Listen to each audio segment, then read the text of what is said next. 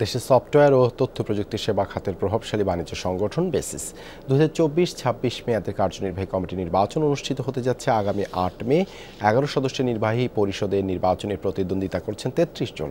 কর অবকাশের সুবিধা বহাল রাখার ক্ষেত্রে নেতৃত্বের দক্ষতাকেই বেশি গুরুত্ব দিচ্ছেন ভোটাররা। ঋণ প্রাপ্তি সহজীকরণ এবং সদস্যদের সমান সুবিধা নিশ্চিত করতে প্রতিশ্রুতি দিচ্ছে 3টি প্যানেল।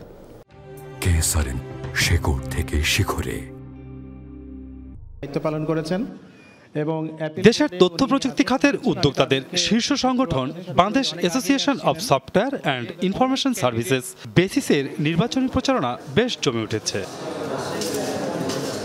আলোচনায় সবচেয়ে বেশি গুরুত্ব পাচ্ছে আইসিটি খাতের কর অব্যাহতির ইস্যু। আগামী জুলাই থেকে কর অবকাশ সুবিধা তুলে নিচ্ছে জাতীয় রাজস্ব বোর্ড। বিষয়টিকে সংগঠনের চলতি কমিটির ব্যর্থতা হিসেবে দেখছেন অনেকে। এজন্য উন্নয়ন সহযোগীদের শর্তারোপকে দুষছেন ওয়ান টিমের প্রধান ও বর্তমান সভাপতি। IMF এর প্রেসক্রিপশন হচ্ছে, আমরা একদিকে এলডিসি গ্র্যাজুয়েশন হচ্ছি, তো এই সময়টাতে কোনো সেক্টরে এক্সামশন রাখা যাবে না। আমরা এবার বলতে চাচ্ছি this industry should move towards technological সফরেন্টি অথবা প্রযুক্তিগত সার। আমরা বাইরের সফটওয়্যার কিনবো না, আমদানি নির্ভরতা আমরা কমাবো। কর অব্যাহতির সময় বাড়াতে কাজ করতে চায় team smart.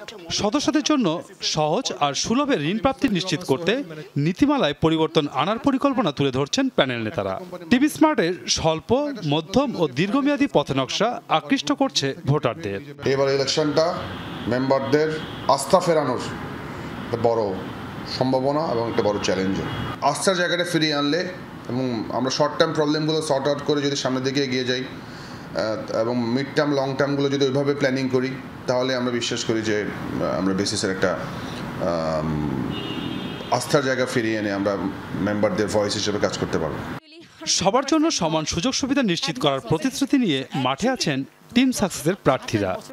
ICT base digital সারা পৃথিবীতে কাজ করতে পারি, সারা পৃথিবীতে বিক্রি করতে পারি।